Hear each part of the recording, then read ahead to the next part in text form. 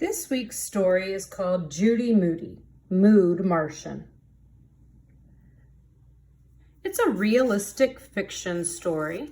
A realistic fiction story tells a story about characters and events that are like those in real life. The events in realistic fiction build on each other to keep the plot moving. Realistic fiction includes characters who think, act, and speak like real people. Realistic fiction may also include sensory details and figurative language that you have to figure out as you read. So some of our critical vocabulary this week are going to be moody, pesky, illustrate, and snarled. Judy Moody's Mood Martian. So at the top up here, it says who's who, and it kind of gives us a little picture or a web of all the different characters in the story. So this says, not Moody Judy, Mom, Stink, Dad. And on this side, we have Rocky, Frank, Jessica, and Amy. In a mood. She, Judy Moody, was in a mood, a sour ball mood, a mad-faced mood, all because school pictures had come home that day. I see a vocabulary word here. And if I look down here, it gives me the definition. If you are moody, your feelings change often and quickly. If Stink came into her room, he would ask to see her school picture. And if he asked to see her school picture, he would see that she had been wearing her I Am a Girl, Hear Me Roar t-shirt, the same one she wore today.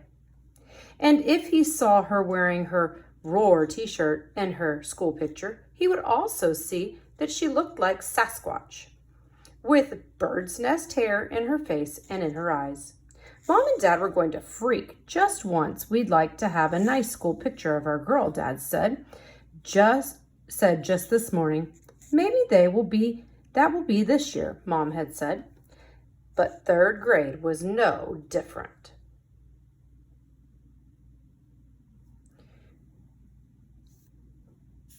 Judy spread out her school pictures on the floor. She looked like a clown in kindergarten, a one-eyed pirate in second grade, a Sasquatch in third grade. If only Mom and Dad would forget about school pictures this year. Fat chance. Maybe Judy would pretend the dog ate them. Too bad the Moody's didn't have a dog, only Mouse the cat. She could say that an evil school picture bandit erased them from the master computer. Hardly. To make things worse, Rocky had grabbed her Sasquatch picture in class and wouldn't give it back. Then he passed it to Frank, which made Judy yelp and jump out of her seat instead of doing her math. That's when Mr. Todd said the A word. Antarctica. When I see this word, I'm going to go ahead and box this word in. This word doesn't really seem to fit into the stories at this point. It's also written all by itself, as if it were its own sentence. I know I'm using my context clues, and I'm not sure what it means yet, but I'm also using my schema, and I know that Antarctica is a piece of land kind of off by itself, surrounded by water. The desk in the back of the room where Judy had to go chill out for the third time that day. Never in the history of Judy had she been to Antarctica that many times. Oh gosh, I'm going to make a note over here.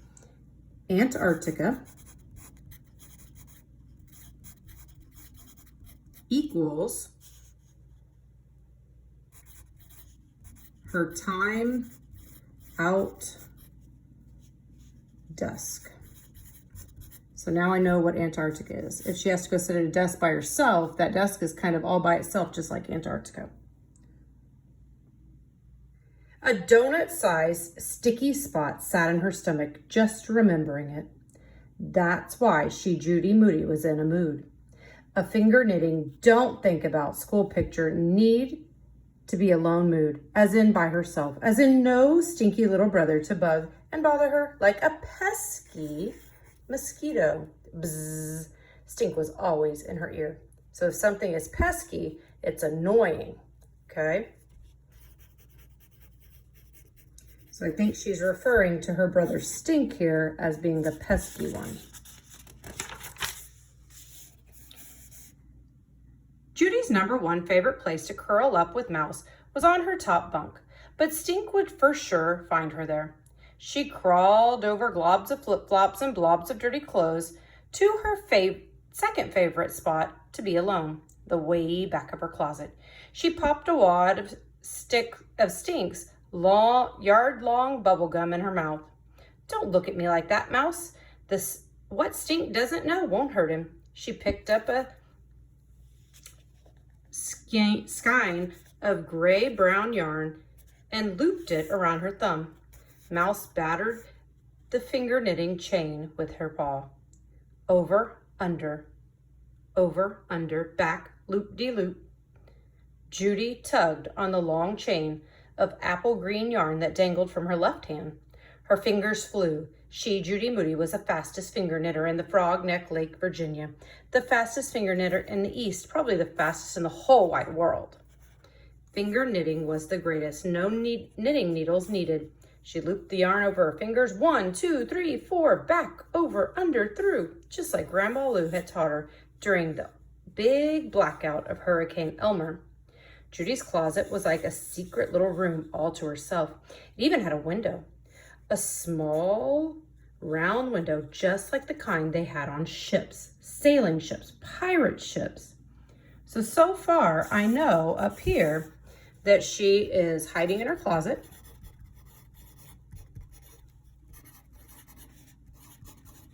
When I write these notes and jotties over here, you should also be doing the same thing.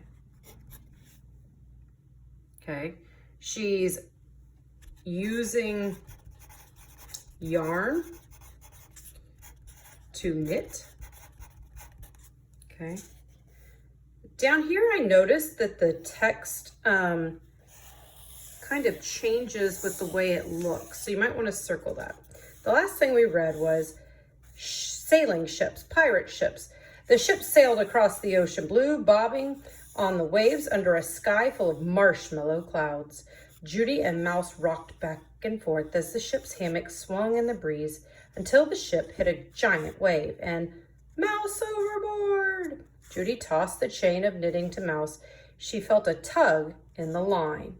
It was, do you see this sky full of marshmallow clouds? Do you think there's really marshmallows up in the sky? So take a good look at the picture. You want to make sure you always look. This is called an illustration because it's a drawing. It's not a picture taken with a camera. Okay, that would be called a photograph. We are on page 44.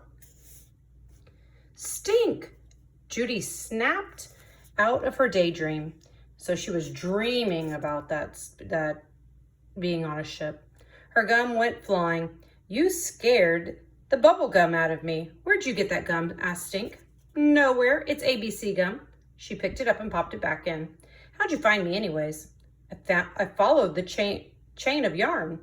The long, colorful chain of finger knitting snaked across the bottom of her closet, climbed up and over piles of books and towers of toys, wound around Sock Mountain, and crept out the door. Well, bad idea. I'm in a mood. How was I supposed to know? Clues 1, 2, and 3. Those doohickeys that hang on the door. Oh, I thought you were going to say your school pictures. That too. Somebody's in a mood. Bingo! Can I help it if I don't go around reading doorknobs? So these are what she had hanging on her door. It says, stink-free zone, peas and quiet, no bothers allowed.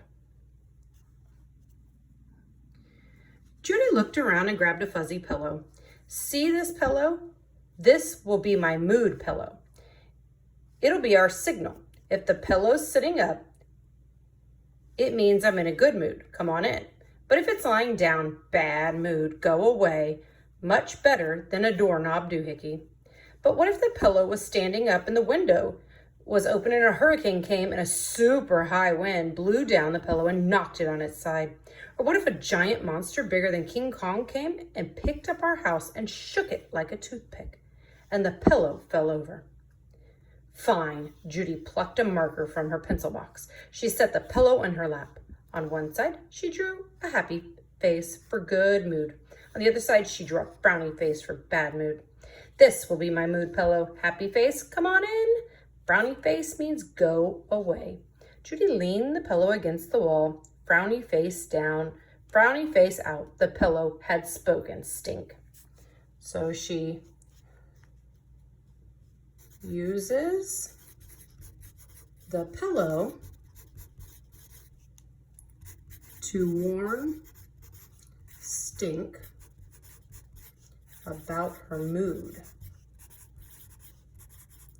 So I get the impression she really does not want her brother in the room with her right now. Aha. Do you see this right here? The Jessica experience. That's a subheading. Okay, our title of our book was called Judy Moody, but now it's almost like we have another section in our book, okay? Judy Moody, had an idea, a not bad mood idea. She was going to try to be in a good mood for one whole week. Judy asked her friends, hey guys, what puts you in a good mood? When I do a really good magic trick, like the fake finger trick, said Rocky. He pulled his index finger, pretending to yank it off. If everybody claps and is amazed, it puts me in a good mood. Judy scribbled a note to herself. I'll get in a good mood when I'm done with my homework, said Frank. Judy looked at her notes. Next, it was Amy's turn. Writing stories puts me in a good mood. I dream stuff up and make it into a book and illustrate it. Ooh, another vocabulary word. Go ahead and circle that and then look down here. If you illustrate a book, you draw pictures that go with it. So remember I said this was an illustration? It's a drawing. The picture is a drawing, okay? So Judy has now kind of made a decision. She's going to try to be in a good mood. And then I'm going to write equals 1 week because she's made a goal of 1 week. And how does she go about trying to do that? Well, she asked quite a few of her friends. So she asks friends. Okay, here we go. Judy scribbled some more notes. She looked at her notes.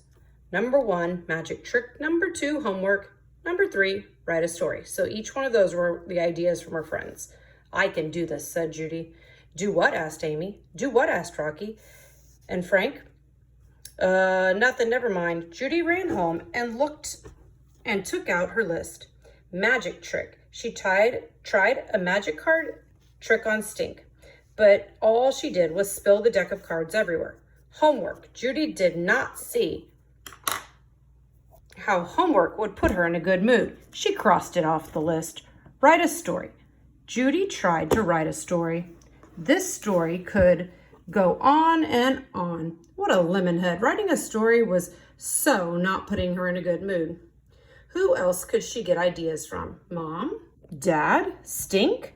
It had to be somebody smart and somebody who never got sent to Antarctica. So she's still kind of confused, right? She doesn't quite know how to be in a good mood. So you are going to continue reading the rest of the story. On every other page or every page, stop and make a note about kind of the important things going on or something that you figured out. And you're going to continue until you get to page 56. Once you're at page 56, you're then going to answer these 3 collaborative discussion questions in complete sentences, and they even tell you what page. Reread page 41, reread page 41 through 43. So you're going to answer these 3 questions.